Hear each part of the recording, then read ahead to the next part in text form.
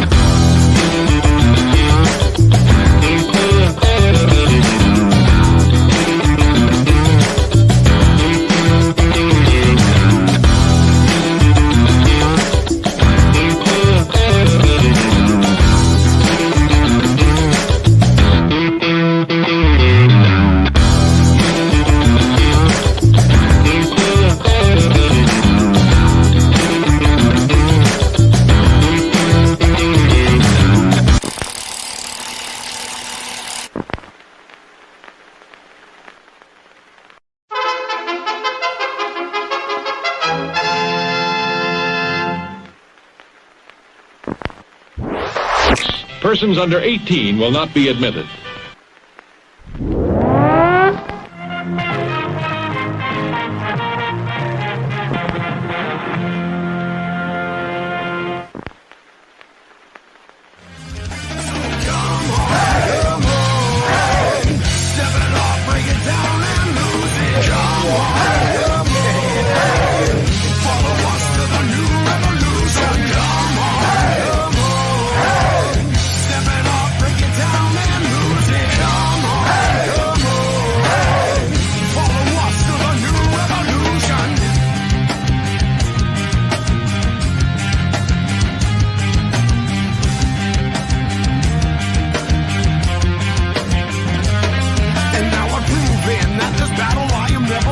I'm choosing to ignore the cuts and bumps and bruises. I'm cruising through these haters, leave them looking stupid. They foolish if they think they'll ever hear my conclusion. I'm through with all these part-timers and their excuses. I'm bruising eagles left and right every time I do this. I'm shooting for the top, no I'll never settle what you did. The future's in my hands, my grip will never lose it. My crew is ready to obtain the absolution, removing any doubt that we was ever fooling.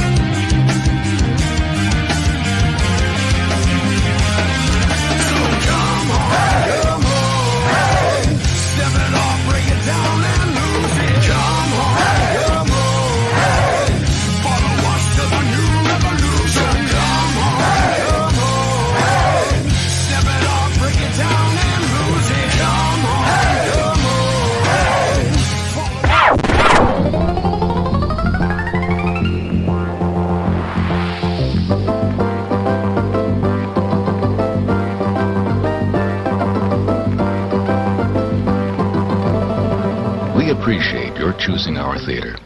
And to make this experience more enjoyable for everyone, we hope you'll refrain from talking during the show. Enjoy the movie. Thank you.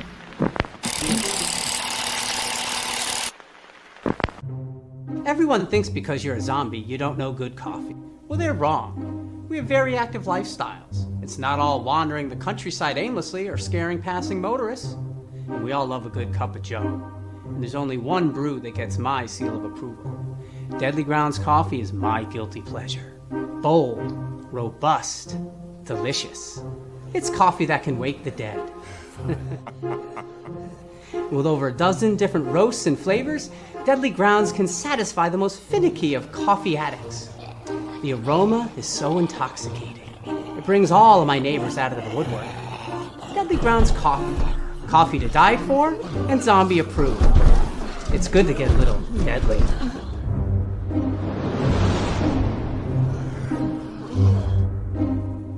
the front door!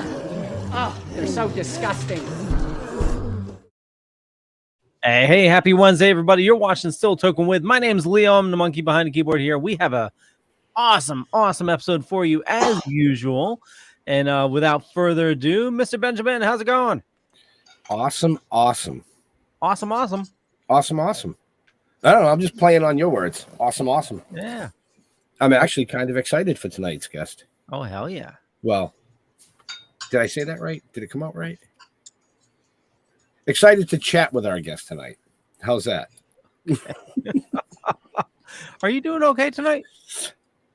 Oh, yeah. Wonderful. Wonderful.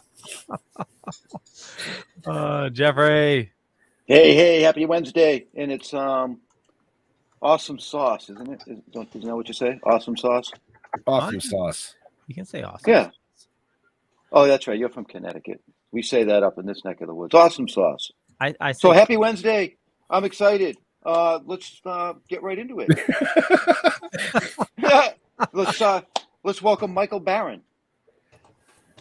Welcome, Mike. How you doing? Am I on? You are on, sir. Good evening. Oh, yes. By the way, Mike, yes, we're live now. I was taking a short nap. That's okay. Most of our guests do that. You know? So you're out in the Midwest, somewhere out there. So you guys are having the beginnings of what we're going to get later, huh? Yeah, weather seems to go west to east. Right? Okay, that was short and sweet right there. He Yep. told you like it was. It is. That's how it works, So You know? you asked for it. right? So, Mike, I saw you on. Oh, shit. the new- Oh, wait, sorry, boys. are you okay? Huh? Oh, no, I pushed the wrong button. You disappeared, but I'm back, and I can see you all now. There you are. Oh, yeah, there you are. Okay. I know you were asking for the YouTube link, so I just gave it to you. So you should have it. Thank you. You're welcome. Oh, okay. Behind the scenes stuff going on always. Yeah. It's always. Yes, Pops. We established that one. And we established that weather goes west to east. West to east. Yep. And then it's cold out. Anything else we'd like to talk about? Now- weather-wise? No, that's it. Thanks for having me on.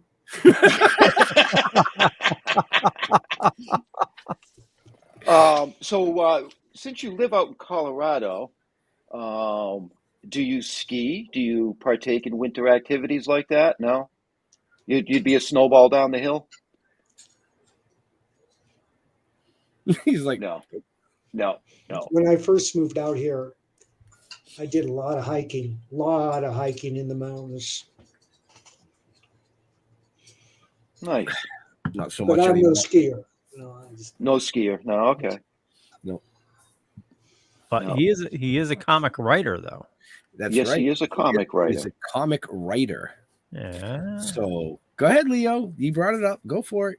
Well, so you started your career in the 70s and you've worked Oh. on. Yeah, no. let's not push it. Okay. My first published comic was Nexus in 1981. Okay. What the hell? Yes. Wikipedia is wrong. Okay. Well, it says he entered the comic industry and illustrated text piece. Oh, yes. for Weird Trips Yes. Weird magazine. Trips But magazine. that's Yes. true. My first published piece was for my old pal Dennis Kitchen in a kitchen sink publication, but I didn't consider that comic book work. First serious comic I did was Nexus. Next. Which was 1981. Yeah. Yep. So you're currently doing your own independent work, but you've worked for Marvel, you worked for DC, Dark Horse, done work on you worked on the reboot of The Flash Volume 2. You did a lot of work with Punisher, if I'm correct with that as well. Yeah. And responsible for the character Microchip. How did that come about? It seemed to me that the Punisher needed technical support, that he couldn't be as effective as he was without somebody backing him up, providing the arms and the communication system. It was just too much for one man. And so Microchip was born. Awesome. I love that character in the movies. I don't know if he carried on to the TV show or whatnot. He did, but they changed him completely. Yeah. So this is one discussion that's come up a lot with writers that create characters. When those characters you've created make it onto like the big screen and whatnot, the large comic companies, they don't really give any kickback, do they? No, they do. I They can't do? complain. Okay. Marvel has paid me for Microchip. DC has paid me for storylines on the Flash television show that they took from my comic. Oh, nice. I have no complaints. I only Oh, wish good. that I had created a lot more characters, but who knew that they would put every one of these characters on screen? Right. I would have delved into a lot more superheroics, but nobody knew that this was coming. And I only say that because it would have paid well, because really I enjoy writing my own characters more than I write anybody else's characters. Mhm. Makes Makes Pops, sense. Yeah. Pops is asking, what did you find in the mountains, Mike? Well, one day, Pops, we were working our way up a trail in Rocky Mountain National Park, and we came along across a couple of women walking their horses in front of us. They couldn't ride the horses because the trail was too steep, so they were walking the horses. And they're going at a slow pace, and we were following, and we had to stop occasionally, let the horses do their thing, and then we had to step around it on the trail. That's about as exciting as it gets. But when you get to the top, the view is awe-inspiring. Mm. One day we started out in the parking lot in Rocky Mountain National Park. It was in the 80s. And we climbed to the top of Flat Top. And when we got up there, there was a blizzard going on. We couldn't see 15 feet and there was snow everywhere. Wow. What was the weather when you started? It was in the 80s. What the heck? He said that already. It was in the 80s. By the time they got to the top, there was a blizzard. It was Oh, in the my 80s. bad. I thought this was like in the 1980s. No, I didn't move out here till 2003. Okay. Keep up, Jeffrey. Yeah, well, my bad. My bad. You got me kicking early? So, yeah. No answer. You're messing with me. So, Mike, I want to know of all the characters that you've personally created, what's your favorite one? Badger. And you're going to have to pick one. You can't say they're all my favorites. He just did. Did you hear me, Jeff? No, I did not. I think I was talking. Badger. I heard you, Badger. Badger. Yeah. Yeah. Excellent. So Yeah. tell us a little That's bit what I about figured. Badger. Well, we got Nexus going, and I wanted to get another book going. And I saw Jeff Butler's art on a poster downtown Madison. He had done a poster for, I think, the UW basketball Badgers. And I called him out. I said, Jeff, do you want to do comics? He said, yeah. And I said, well, what do you want to draw, Jeff? And he says, I want to draw druids. So I said, okay. And I wrote this 10-page story about a druid wizard who was an apostate and so reviled by his fellow wizards that they took up a collection and hired the Vikings to put him in a coma, sail west, and drop him off the edge of the earth. But of course, they never came to the edge of the earth. They came to North America, and they carried him inland as far as they could, and then they buried him in what would turn out to be Wisconsin. So Jeff drew it, and it was beautiful. And we took it in, and we showed it to the boys at Capitol. And Milton says, nah, no one wants to read about druids. Give us a costume crime fighter.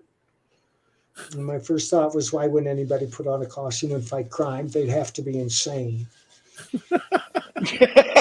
But I was reading a book at the time called The Minds of Billy Milligan. It was the first serious study of multiple personality disorder. So that's where that idea came from. And then I went to, I said, Jeff, they don't want druids. They want a costume crime fighter. And Jeff says, well, I'm not going to waste these pages. I said, fine. I'll write the Badger and we'll use the first 10 pages, and the Badger won't appear until page 11, which is what happened. And then they meet when they're both in an insane asylum, Nakoma State Hospital for the mentally ill. And that's how Badger met Ham the Weather Wizard. There you go. Okay. I've never read those actually, but I'm going to have to. Right. It sounds really interesting. They do You know, sound I mean, interesting. when I Googled Badger, all kinds of weird shit was coming up. Google Badger comic.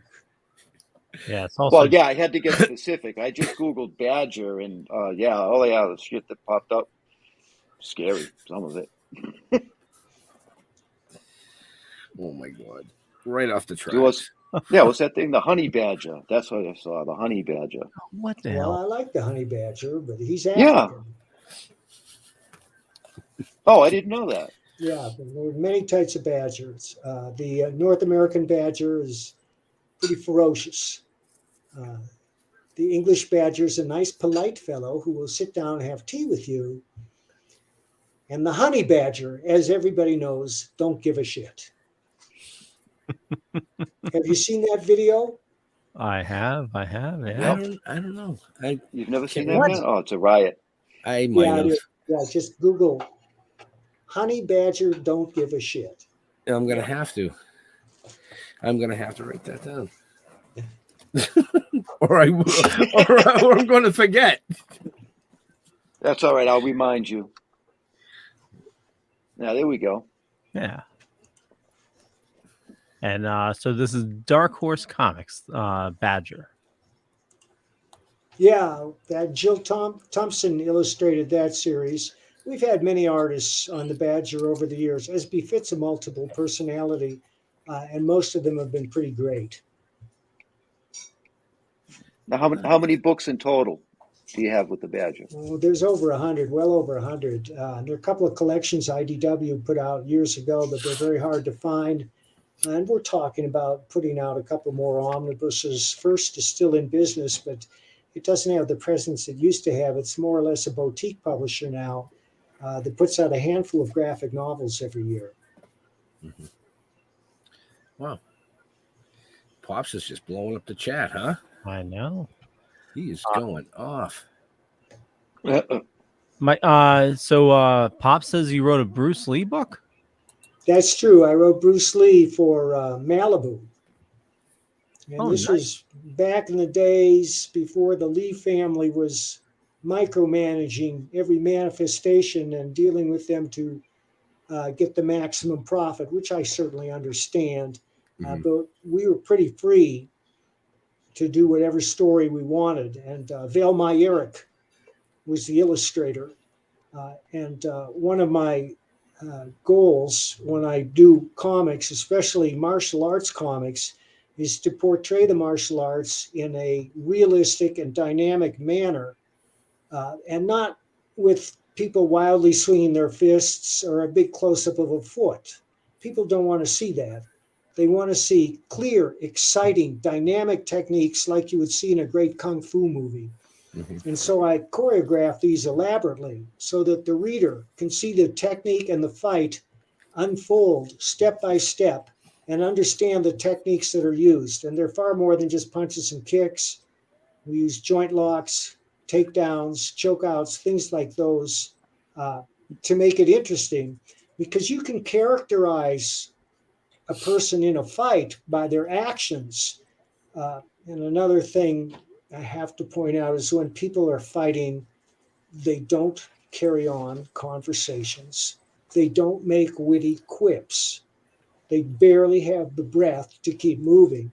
And that's another thing that I've done in all my martial arts comics, is to do away with that awful forced banter that appears in most action comics. True. It's true. Yeah, it is, actually. I never looked at it like that, but No, it's very true. Yeah. So Because you know, I mean, a lot of comic book writers they look at the finished pages and they think, well, here's a panel. I have to add some words. Well, no, you don't. I mean, one of the tenets of visual storytelling, being a movie, a comic, or a novel, is to show, don't tell. You impart as much knowledge visually as you can to advance the story for the reader to absorb. And you saved your words for characterization and sometimes to advance the story, but you parcel those words out like gold. You don't spread them all over everything like manure. very well said. I noticed, Yeah. comics throughout the ages, like more recently, it seems to be more of a collaboration between the writer and the artist. Where a lot of the newer comics are relying more on art, and trying to be sparse with the words. You gotta let the wish. art. What's that? We wish. But Oh, let's yeah. face it, comics are a visual medium. And the reason all of us got into comics is because we saw some spectacular art, be it Yep. Steranko or Neil Adams or Mark Silvestri or Todd McFarlane or Kelly Jones. We saw that and we thought, wow, that's fantastic. I have to have that. But most of the time, you take those books home and you read them, and the story just doesn't measure up. Yeah. But that's true of every field. There's a great science fiction writer. His name was Theodore Sturgeon. And he created Sturgeon's Law, which is 90% of everything is crap. And that applies across the board to all arts. right. 90% of everything is crap. That's true. I thought it was more than that. Well, maybe nowadays it is. Right? It's more like 98%. Go ahead, Leo. No. I was just gonna say I totally get what you're getting at there, Mike. I mean, looking back at a lot of comics in like the 80s, like the early X-Men and stuff like that, just they try to throw way too much story in it, and it's like it's absolutely right. You're not going to have a huge narrative during a fight or anything like that. It was utterly ridiculous. Looking back. My, Well, I mean, compared to books today, they definitely cut down on a lot of verbiage. It's still there, but Right. compared, books in the 80s and even like the early 90s to, books today, it's definitely a vast difference. so I read you also published a book in 2014 called Biker. Yes, I just published the 9th novel earlier this year. I'm working on the 10th one now. Biker is hard-boiled crime. And the protagonist, a reformed motorcycle hoodlum who went to prison and found God and came out determined to turn his life around. The stories are harsh. They are brutal. There's a lot of action. I'm working in the footprints of masters like Raymond Chandler and John D. MacDonald, if I dare compare myself to them. But I'm happy with the books, and the readers seem happy with the books, so I am encouraged. And you're having fun. I am having fun. The latest Biker is called Con, and was inspired by the Tiger King. And they hire Josh, an animal sanctuary hires Josh to help them go into this tiger circus like the Tiger King kept, while they transport the sick and injured animals into their trucks to take them to a sanctuary and nurse them back to health, because they fear that the people that remain at the tiger circus are hostile to them, and they are, and they might need some protection. But what the story is really about is one of the women there forges a bond with a Siberian tiger, and before the sanctuary people arrive, she takes off with the tiger. So they hire Josh to track her down and bring the tiger back. Okay. Wow. How many stories you got in that little head? Endless?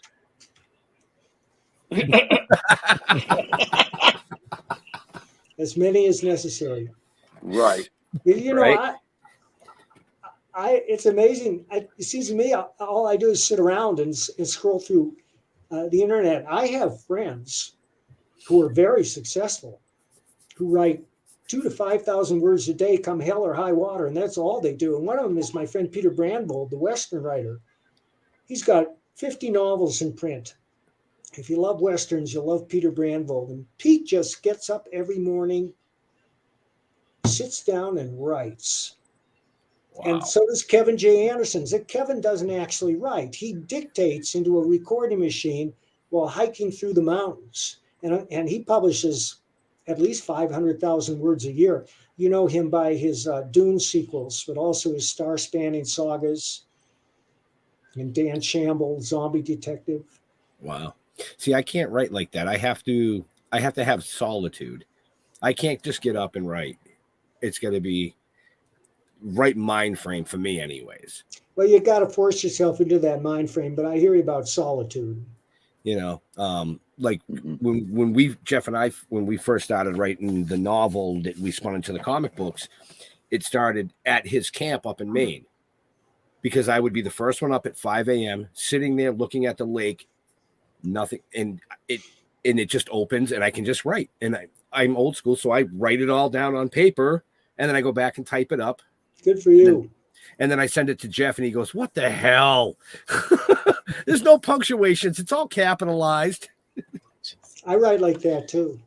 But then, of course, once I make notes in a notepad, and when I get to what I think is a critical mass, where the characters and the personalities and the plot come together, then I start an outline. I used to shun outlines, but now I'm a big believer.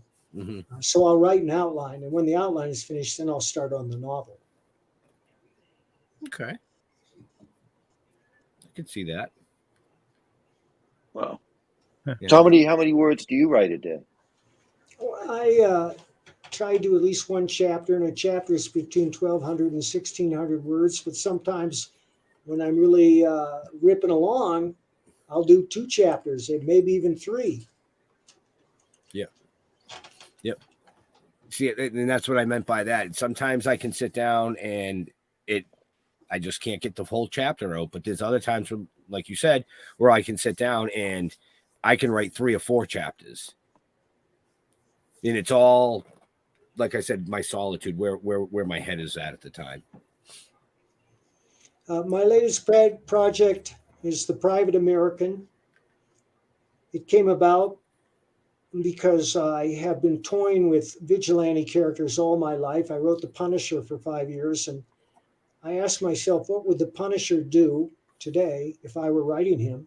He would be on the southern border trying to stanch the flow of fentanyl, human traffickers, and terrorists coming into the country. And so I wrote it. And I have 3 rules when writing. My first rule is the most important. It's that it's my job to entertain. The book must enthrall. It's my goal to grab the reader by the throat and drag him into the narrative to the exclusion of all else. And I try to do that. And I don't let anything out of the house unless it's a home run these days. And Private American is that kind of story. Number 2 is show, don't tell. And we've already been over that. And number 3 is be original. Well, how do you do that? Well, we're all unique human beings. And we bring our own personal observations and attitudes to what we write. Right. But the more you can imagine the viewpoint of other characters, the better writer you'll be. A truly great writer has to imagine every point of view. You look at Shakespeare. There are people today that said, he shouldn't have written Othello. That's cultural appropriation, to which we say, GTFO. Yep. Yeah. Yep. But anyhow, as you know, some vicious creep out of the blue attacked us with an article on the Daily Cause saying that the book was racist as fuck. And those are her words. She hasn't seen the book. She has no idea what's in the book. There's no racism in it whatsoever. And then she called all her pals to start writing Kickstarter to have our program removed. And she succeeded. And they took it down from Kickstarter. Yep. So now the only place you can order it is on Indiegogo. But like a lot of my friends, my book is being shadow banned, which means if you go to Indiegogo and type in Private American by Mike Barron, it won't show up. The only way you can find it is by following this link, theprivateamerican.com, and that'll take you right to it. And we're in demand now, and we're doing very well. As you know, I was on Fox News on Monday. I was going to bring that up. Then Yeah. the numbers rose precipitously. And I was on Fox News because they were astonished at the pettiness of these censors who are trying to prevent a point of view they don't like, even though it's fiction and billed as fiction and pure entertainment, from seeing the light of day. Right. But I promise you this, it's a very entertaining comic. There's no speeches in it. There are no bumper stickers. There are no lectures. It's just pure action. And, 10 or 20 years ago, this storyline wouldn't be controversial at all. It's just in today's hyper-partisan atmosphere, we're not permitted to mention the southern border. It's ridiculous. You're right. You're absolutely right. And I watched your interview on Fox. Yeah. And I was kind of blown away that somebody would even bring that to the table, saying that, because in all honesty, I want to see the comic come out because I want to read it. Well, you'll love it. Because I love that stuff. I love the good guy gets the bad guy, saves that person, so he blew his head off. Oh, great. It's like you said, it's fiction. And it's in the reader. Right. And, it's not overly gruesome. There's been worse stuff in Marvel Comics. It's just all action. Right. And Richard Bonk is our artist. He did that cover. Gabe El-Taib colored it. We have two other covers, one by my friend Steve Rude and one by Dan Lawless. They're both magnificent. You can see them there. Mm-hmm. That's really cool. So despite the fact of what happened, you said this is moving along well. Oh, yes. Now? Oh, yes. Good. Yes. And It should. Yeah. And Right. we're looking at other crowdfunding possibilities. And a lot of people are looking at them now because they're fed up with this petty censorship. And I have some friends who are creating crowdfunding platforms, which we will probably be moving to in the future. Now, if you have a big enough following, like Eric July, who has thousands of YouTube followers, he introduced his own comic called Isom, and he raised $3 million in a couple of weeks. Well, the other day, somebody sent me a link to his program, and to my astonishment, he was talking about me. The whole program was Right. about how petty these people are and trying to stifle a point of view they don't like. No, it is true. It's sad, really. It's just sad. Extremely. I don't know how somebody can judge something that isn't even out to be read yet. Well, It- this, if you go back to like when I was in school, and I know Leo, you're right here in my age. Jeff, you're a few years older, but we were always taught in school to never judge a book by its cover. Oh yeah. That's all I'm going to But say. that's why we bought all those comics, because of the covers. Well, right. We loved the cover, but we didn't judge the book. Right. See, I never judged what was going to be in the book. I just loved the artwork. Well, so sometimes I'd get through the first page and go, yeah, it's crap in there, but this artwork is fucking That's amazing. exactly right. I mean, Jeff is the same way. I can say I've walked into record stores with him and go, dude, look at this cover of this album. This is insane. This is awesome. The music sucked, Uh, but the cover was great. well, as long as you mention music, I have to have physical products. So, and I review music all the time. I'm a huge power pop fan. I write for popgeekheaven.com. And I do it. I don't get paid. I do it so I can keep up with the new music. And every year I say it, and every year it's true. This has been one of the greatest years in pop music history. You just never know it reading the so-called music press or watching the so-called awards shows or the Billboard charts, because it's all underground. The exciting, beautiful music we loved as younger people, like I'm talking about the Beatles, Cheap Trick, the Beach Boys, the Byrds, that's all power pop. It's all underground, but it's thriving more than ever. And most of these bands are putting out their CDs. And I always say, give me physical product. They say, Mike, we'll send you a download. And I say, no, I don't want to see a download. I don't do downloads. I don't sit at my computer and listen to the album. I listen to the record while I'm driving around. I put it in the dash. And collectors have to have physical product. And even though the CD is a lot smaller than the album, it's still a canvas on which you can portray art that reflects the music. And I comment on that too, because you have to respect what they do with that. It's still the size of a postcard. It's big enough. You know, hang on 1 second. Let me grab a couple of records. They're right over here, and I'll show you what I mean. If this thing will stretch. All right. Yeah. All right. See what we got.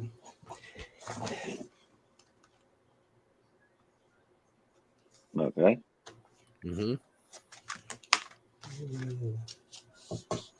Well, this is Charles Wright and the Watts 103rd Street Band. This is old. This is like 3 decades old, but he did the song Loveland, which is a classic soul song, which I just love. And this is not the greatest selection because all the good ones are filed alphabetically downstairs. These are just ones I happen to have sitting around. Right. All right. This is a Big Stir compilation. It's pretty good. There we go. Oh, nice. I mean, I like the cover art. This is a collection of songs by all their artists. Right. This is a Beachwood Sparks album. This is not the best Beachwood Sparks album, but it's a pretty good cover. Who is the Beachwood Sparks? Well, I call them canyon music. Music inspired by Crosby, Stills, and Nash and the Byrds. And their first record is a masterpiece. Just incredible. Check out Beachwood Sparks if you like canyon music. And by that, it's also a connection with the Grateful Dead, especially Working Man's Dead. If you like that sound, and let's face it, there are many modern bands now that take their sounds from decades ago. Oh, yeah. Because that format, the 3 or 4 minute song with the tonic, the bridge, and the hook will never go out of fashion. It's that hook that people crave. What's the hookiest song of all time? Well, it might be Come On Eileen, but there's also the Raspberries, Go All the Way. The Raspberries were a classic power pop band. Now, there are so many great power pop bands producing music today. I can't name them all. But if you go to popgeekheaven.com or powerpopaholic.com, we review those records religiously and we update them. Power Popaholic updates them at least once a week. And he'll keep you up to speed on what's happening right now. I'll just name a few of my favorites. The Foreign Films from Canada, they will blow your mind. I think Bill Majoris is like Mozart. I mean, except it's rock, and it just rocks out. And Sloan is another Canadian band that's absolutely brilliant. Wanderlust, the Shazam, probably the greatest power pop band you've never heard of. They're no longer operating, but Wanderlust is still going concern. You just have to. Tower of Power Pops, that's soul, and that's one of my favorite bands. I love Tower Power.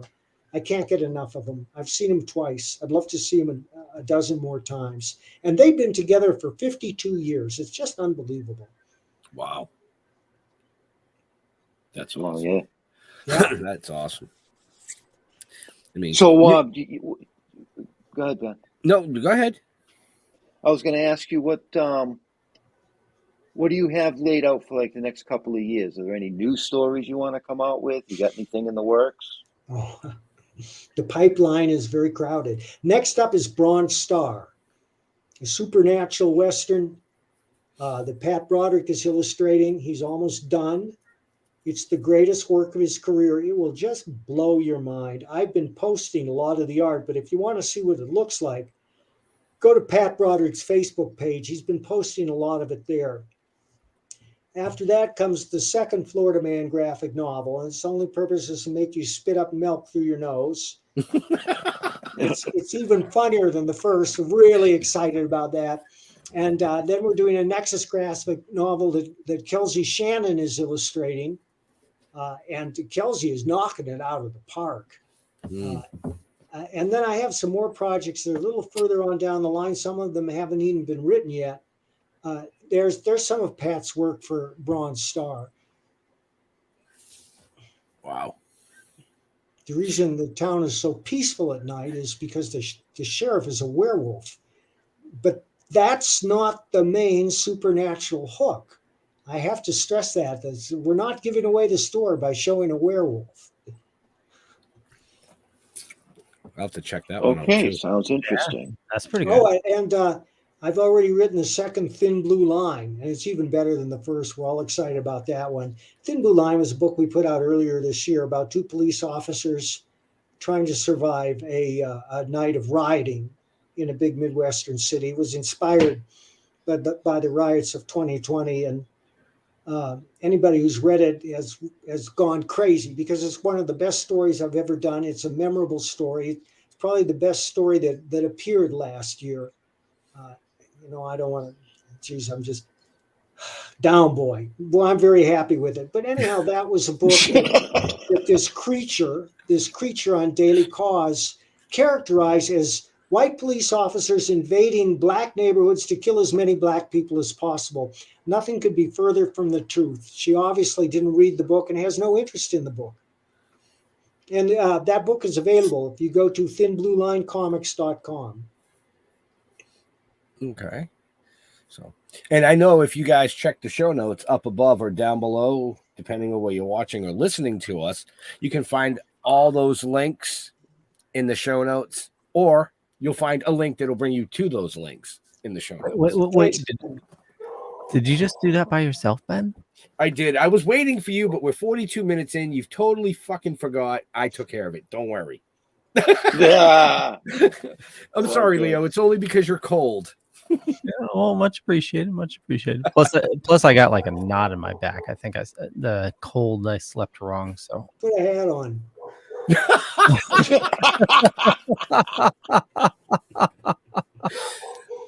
There you go. He told you. yeah. Well, it's warming up now. I don't know if you heard when we came on. I didn't have heat last night, so it got mighty cold in here. Where do you live? Connecticut.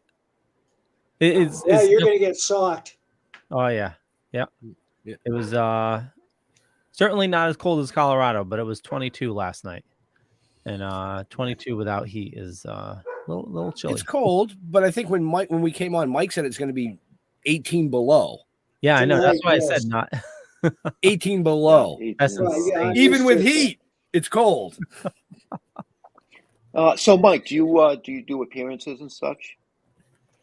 Occasionally. I'm not as busy as I used to be, but I've done a couple of cons this year. I did one in Boston over Thanksgiving.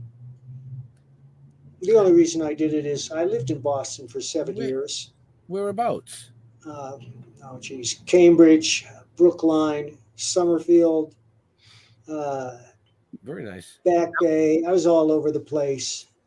And I have some good friends there I wanted to visit. But Very nice. the con was interesting. It was in the middle of nowhere. Boxborough? Boxborough Regency. No, I rode to the Northeast- airport with Lindsay Wagner. Yep. Yeah. Yep. I know she was there. Yeah. Lindsay was there. Bill was there. So, yep. Yeah, that was one of the shows we used to do a long time ago. We haven't done it in a few years. Do you know Gary Summers? Yep. Yeah, we know written- Gary. Gary's written a rock opera. Yeah. Do you know about that? Yep. Have you heard it? I have not. You should give it a listen. Hang on Yeah. a second. He was actually writing that the last time we were there. A couple years ago. Yeah, Besties. Beasties. Besties. Right. And if you go to beastiesrockopera.com, you can listen to some of the songs. I think they're terrific. Yeah. I didn't know it was out. Yeah, I didn't know it was out yet. Well, he's releasing it digitally, and we're looking for a label. I told him I'd help him because I think it ought to be a CD, because I'm not going to listen to it digitally. He's just not going to do it. He's You know. not going to read your book digitally, folks. He's not going to listen to the CD digitally. Send him a hard copy. Yeah. Physical Yeah, copies? well, I'm like that. I got all my CDs behind me. Yeah, we're all collectors. hanging on the wall. Collectors. We don't want digital comics or digital movies. I want a DVD box that I can pour over and Right. And I So want to you- read a fucking book. right. Yeah. Right. See, I do the best of both worlds. I buy the physical media and then I rip it and I have a media server. So it's then I have it on a home network. So it's easy to access. But I have the physical media when I want to, right. use it, Yeah, absolutely. Yeah. So But, best of both worlds. Yeah. I'm only about 35 minutes outside of Boston. Same with Where Jeff. do you live? I'm in Plymouth. Oh yeah. Yeah, and Jeff is in Halifax, which is between me and Boston. So yeah, that's pretty cool. I didn't even Well, know you. Were you Small guys Yeah, I there didn't in the know you were there. 70s? What's that? Were you guys there in the 70s? I sure Well, I was was. born in 72, so yeah.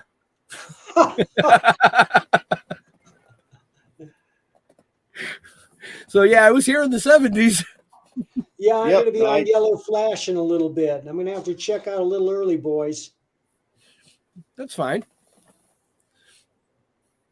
So, I think he said his computer's running low. Who's? Is that what you just said? No. I just say I'm going to have to check out a little early here because I have to do some things before I appear on the next show. That's fine.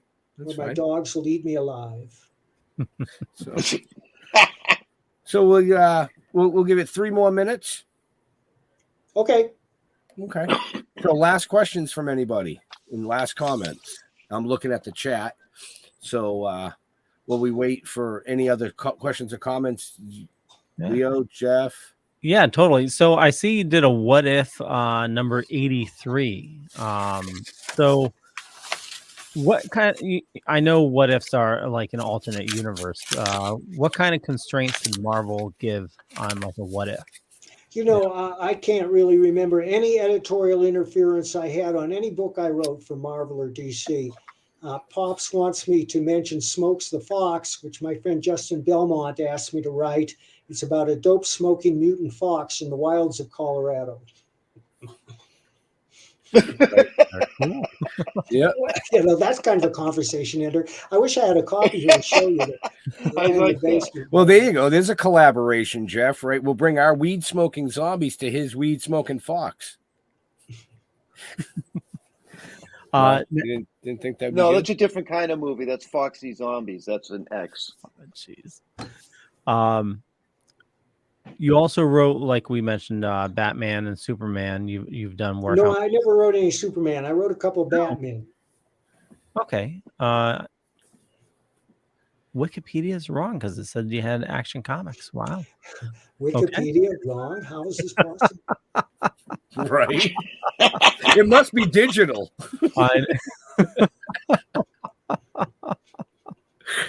Oh my.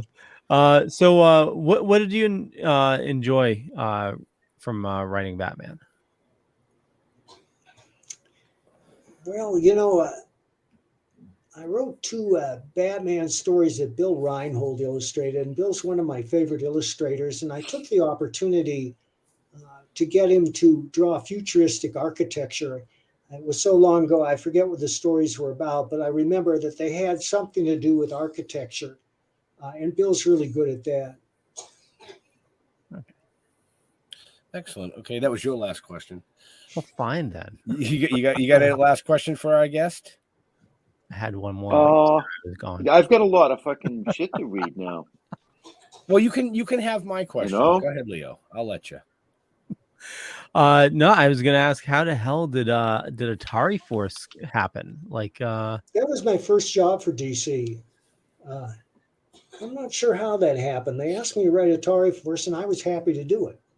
I really didn't know what I was doing, but I had good instincts. I always had confidence that I could write a comic. I don't know why.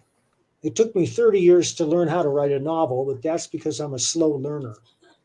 But I always felt I could write a comic. And one of the reasons I did was I tried to be an artist for many years. And when I finally started writing comics, I wrote them by drawing each page out by hand and drawing in the complete scene, figures, landscapes, my half-assed perspective. I'm not a great artist, but I'm good enough that an editor and an artist can see what I'm doing at a glance. And this taught me a very important lesson as I moved from panel to panel. It was to always think, what happens next? Which is the essential question in all fiction. What happens next? And the reader has to care before he'll turn the page. Well, how do you make the reader care? There are a million different ways, but you just have to make the reader care. You'll know when you get excited about your own work. As the great director Sam Fuller said, if it doesn't give you a hard-on, throw it in the trash. Very true. Very true. And on that note, I was just thinking about all the stuff I could throw away. I was too. On that note, Leo. Yeah, on that note, we'll wrap things up. I want to thank everybody for watching this fine evening.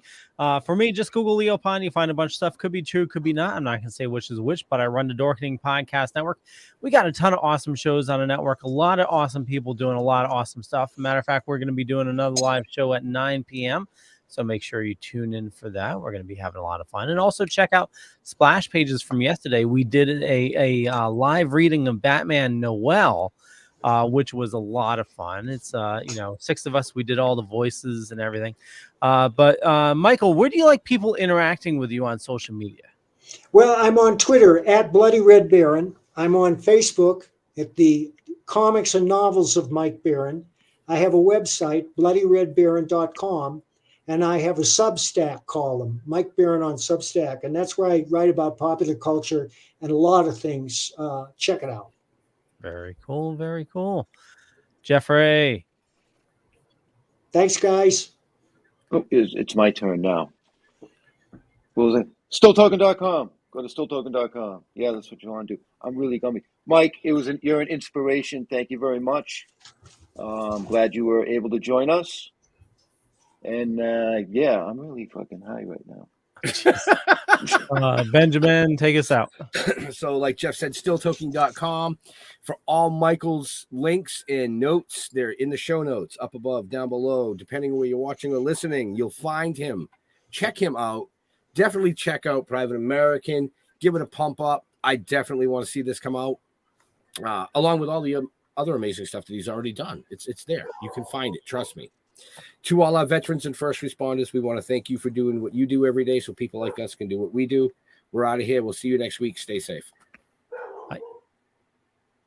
So come on, step it off, break it down and lose it. Come on.